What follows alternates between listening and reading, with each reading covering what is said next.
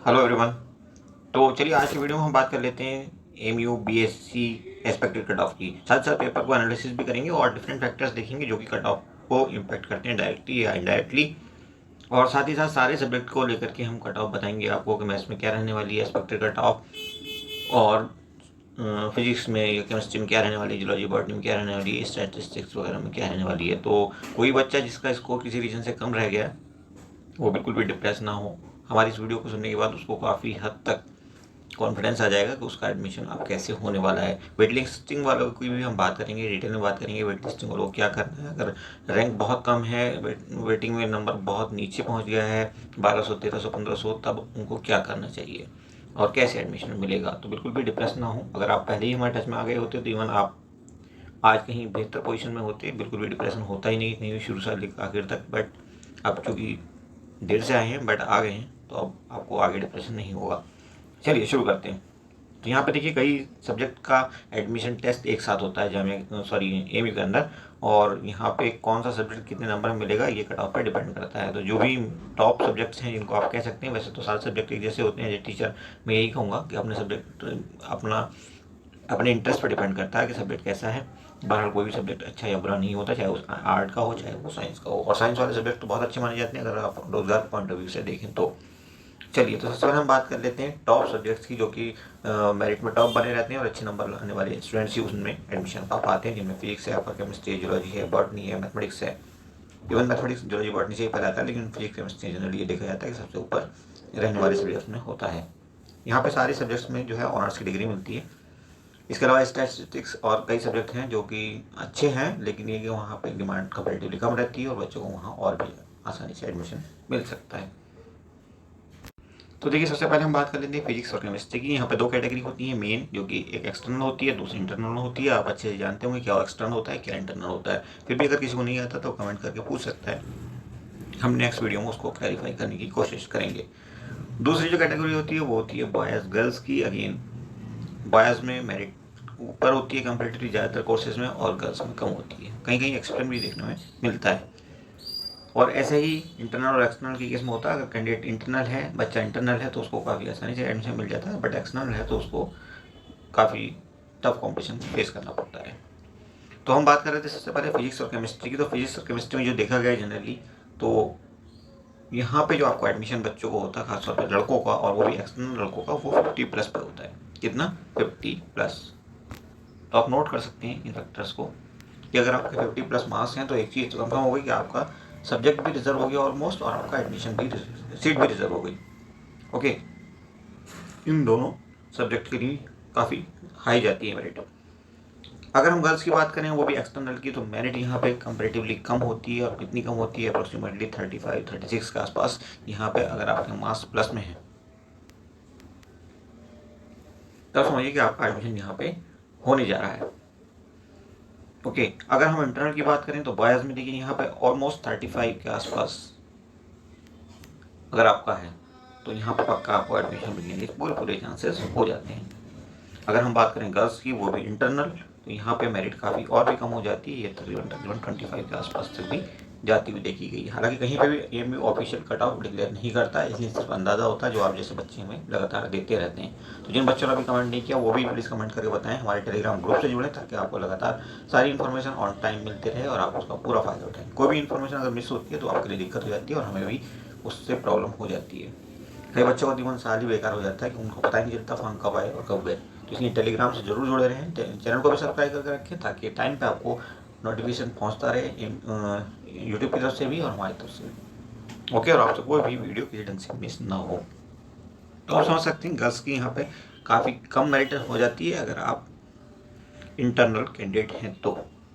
अगर हम बात करें मैथ्स की तो यहाँ पे कंपेरेटिवली थोड़ी सी डाउन जाती है मेरिट, और तकरीबन तकरीबन बॉयज़ में यहाँ पे अगर आपको 47 48 भी हैं तो आपको एडमिशन मिल जाने के पूरे चांसेस हो जाते हैं। अगर हम बात करें गर्ल्स की तो यहाँ पे अब अगर आप 34 35 के आसपास अगर आप हैं तो समझिए यहाँ पे आपका एडमिशन होने जा रहा है।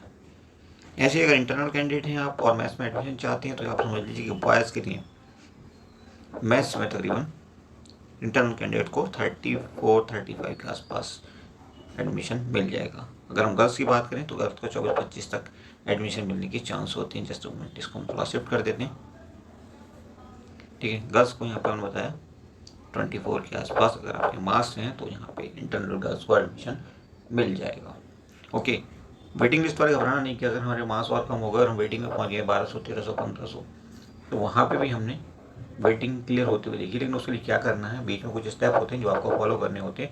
अगर आपने वो मिस कर दिए तो फिर आपको एडमिशन नहीं मिल पाएगा, क्योंकि भले चाहे आपकी वेटिंग 50 ही क्यों ना हो। तो वो चीज़ जो है आपने मिस नहीं करनी। क्या मिस नहीं करना, कैसे करना, वो हम आपको बताने वाले हैं आगे वीडियो में। चलिए अब हम बात कर लेते हैं दूसरे सब्जेक्ट्स की। कुछ और इम्पॉर्टेंट सब्जेक्ट्स हैं लाइक जूलॉजी, बॉटनी। यहाँ पे भी काफ़ी अच्छी फाइट होती है और मेरिट काफ़ी ऊपर जाती है, क्योंकि इसकी डिमांड काफ़ी रहती है इन सब्जेक्ट्स की। ओके, तो सबसे पहले बात कर लेते हैं एक्सटर्नल गर्ल्स की। तो एक्सटर्नल गर्ल्स जूलॉजी और बॉटनी में तकरीबन मेरिट एक जैसी जाती है। जूलॉजी ऑनर्स या बॉटनी ऑनर्स कुछ भी कर सकते हो, दोनों इक्वलेंट भी होते हैं कैरियर पॉइंट ऑफ व्यू से, कोई ज़्यादा फर्क इनमें होता नहीं है।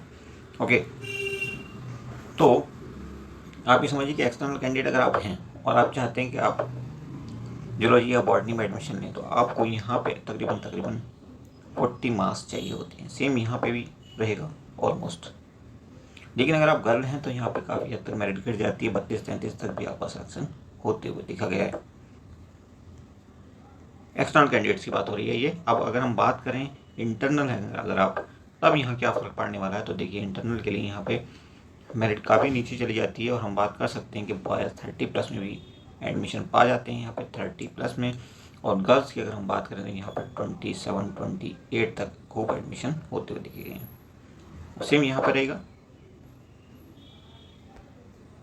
ओके, तो ये होगी जूलॉजी बॉटनी की बात। अब बचे बाकी सब्जेक्ट जैसे स्टैटिस्टिक्स है, तो उसमें मेरिट और भी कम चली जाती है, ऐसा देखा गया है। मैथमेटिक्स या फिजिक्स के साथ हम उसको कंपेयर करें तो काफ़ी कम मेरिट उसमें चली जाती है, तो वहाँ पे कंपेरेटिवली एडमिशन और भी आसान हो जाता है। और सब्जेक्ट वो भी बहुत अच्छा है, ट्यूशन भी आपको बहुत मिलेंगे, करियर के बहुत सारे ऑप्शंस वहाँ पे मिलेंगे। इंटरनेशनल करियर रहेगा, कभी भी आप चाहें जहाँ स्विच कर जाएँ। एम का टैग रहेगा, तो कोई गलत बात नहीं है। अगर आपको स्टैटिस्टिक्स मिलता है तो आप वहाँ पे भी एडमिशन ले सकते हो, और भी कोई साइंस का सब्जेक्ट मिलता है तो आप बिल्कुल जाइए, बिल्कुल ड्रॉप नहीं करना, छोड़ना नहीं। अगर आपका कोई और अच्छा ऑप्शन नहीं है तो एम अपने आप में बहुत बड़ा ब्रांड है, बहुत अच्छा ऑप्शन भी है करियर के पॉइंट ऑफ व्यू से। तो ये हो गई ऑलमोस्ट सारी कट ऑफ की बात जो हमने कर ली है। और ये एक्सपेक्टेड कट ऑफ है, चूँकि हमने एक बार पहले भी आपको बताया इसी वीडियो में कि कहीं से भी कोई ऑफिशियल डेटा नहीं आता, ये सिर्फ आप लोगों का फीडबैक है। आप लोग जो बता देते हो हम उसी को दिमाग में रखते हैं और उसी के बेस पे फिर आपको एक्सपेक्टेड कट ऑफ बताते हैं, जिसमें काफ़ी हद तक हम कामयाब भी रहते हैं। ओके, तो अब हम आगे बढ़ते हैं, वेटिंग लिस्ट वाले बच्चों की बात कर लेते हैं। और वेटिंग लिस्ट वाले बच्चों को क्या करना है, देखिए कई बार बच्चे कहते हैं जी हमें तो 1200 वेटिंग है सर, तो यहाँ तो एडमिशन होगा ही नहीं, और काउंसलिंग छोड़ देते हैं। ऐसी कोई बच्चा कहता है 1000 वेटिंग है, कहाँ से एडमिशन हो जाएगा, वो भी काउंसलिंग छोड़ देते हैं। कोई कहता है 500 वेटिंग है, छोड़ दो। बट ऐसा नहीं है, ऐसा नहीं होता है। आप काउंसलिंग कराएं 100%, चाहे जितनी आपकी वेटिंग आ जाए आपको काउंसलिंग करानी चाहिए। और यहाँ ये देखा गया 1200-1500 तक भी वेटिंग बच्चों की क्लियर होती है। रीज़न कई हैं उसके पीछे। एक तो ये होता है कि जो बच्चा आईआईटी देता है, जेईई देता है, जो बच्चा बीटेक देता है एमयू में भी, वो प्रेफर करता है आईआईटी जेईई को और बीटेक को भी। लेकिन वो बीएससी का एग्ज़ाम भी देता है साथ साथ। तो मैथ्स और फिजिक्स ग्रुप में अक्सर जो है बच्चे उस तरफ ज़्यादा शिफ्ट हो जाते हैं। अगर किसी को एमयू बीटेक में एडमिशन मिल जाता है तो बीटेक में चला जाता है, बीएससी को छोड़ देता है। ओके, और ऐसे ही कोई आईआईटी में सेलेक्ट हो जाता है तो वो भी बीटेक छोड़, वो सॉरी बीएससी छोड़ देता है। मैथ्स फिजिक्स केमिस्ट्री वगैरह में उसका एडमिशन यहाँ हो जाता है, बट वो यहाँ से छोड़ के चला जाता है। मेन लिस्ट में जनरली उन बच्चों को हो जाता है जो कि अच्छी परफॉर्मेंस देते हैं आईआईटी वगैरह में या बीटेक में, उनका बीएससी में मेन लिस्ट में हो जाता है। वेटिंग की उनको ज़रूरत नहीं होती, तो वो पहले ही ड्रॉप मार जाते हैं। ऐसे में वेटिंग वाले बच्चों को बड़ी तादाद में एडमिशन मिलता है। तो इसलिए वेटिंग चाहे जितनी आ जाए आपको एडमिशन छोड़ना नहीं है। पहला स्टेप होता है उसका काउंसलिंग, उसमें जाकर के आपने डॉक्यूमेंटेशन चेक करना होता है, अपना सारे डॉक्यूमेंट्स लेकर के जाने होते हैं। वो आप वीडियो देख सकते हैं हमारा क्या क्या डॉक्यूमेंट उस टाइम कैरी करते हैं। हर चीज़ को यहाँ पे अगर हम डिस्कस करेंगे तो वीडियो बहुत लंबा हो जाएगा अननेसेसरी, जिसको हम यहाँ डिस्कस करना नहीं चाहते। ओके, तो वीडियो को थोड़ा सा छोटा रहने दीजिए। ओके, और यहाँ पे आपका आई थिंक अब डिप्रेशन ख़त्म हो जाएगा। अब आपको कहीं से भी डिप्रेस होने की ज़रूरत नहीं है। एग्ज़ाम तो दिए हो चुका, जो होना तो हो चुका, जितना आपने पढ़ना था आप पढ़ चुके हैं। आपने अच्छी परफॉर्मेंस भी दी है बहुत सारे बच्चों ने, लेकिन बहुत सारे बच्चे किसी न किसी रीज़न से प्रेशर में आ गए, चाहे वो घर के हालात थे, चाहे उनके अपने हालात थे, खुद को कंट्रोल नहीं कर पाए। क्योंकि अगर बच्चे हैं वही बात वो नहीं समझ पाते। बट एनीवे, अब आप डिस्टर्बेंस हैंडलर बनो, खुद को हैंडल करना सीखो, सोसाइटी को हैंडल करना सीखो, और अच्छे से बैलेंस बना करके आगे की तरफ देखो आप, डेफिनेटली आपके साथ जो होने वाला है वो अच्छा होने वाला है। तो डिप्रेस बिल्कुल नहीं होना, भले ही आपकी वेटिंग जितनी हो, आपका एडमिशन होने के चांसेस बहुत ज़्यादा हैं। अब ऐसा ही देखिए सेम सीन होता है कहाँ पे, इनके साथ जूलॉजी पढ़ने वाले बच्चों के साथ, यहाँ पे बहुत बड़ी तादाद में वैकेंट होती हैं सीट, लेकिन शायद उतनी नहीं होती जितनी फिजिक्स केमिस्ट्री मैथ्स वगैरह में होती है। ओके, यहाँ पे एक बड़ा चार्म होता है MBBS नीट से, BDS, ओके, और दूसरे पैरामेडिकल कोर्सेज भी जैसे होते हैं BSc नर्सिंग वगैरह। अगर किसी को इनमें एडमिशन मिल जाता है, लैब के कोर्सेज होते हैं, MBBS होता है, BDS होता है, तो वो फिर BSc ड्रॉप मार देता है। तो ऐसे में यहाँ पे भी काफ़ी हद तक सीट 500-600 तक वेटिंग क्लियर होते हुए देखी गई है। तो आप बिल्कुल डिप्रेस ना हो, अगर आपकी वेटिंग आ रही है तो आने दीजिए।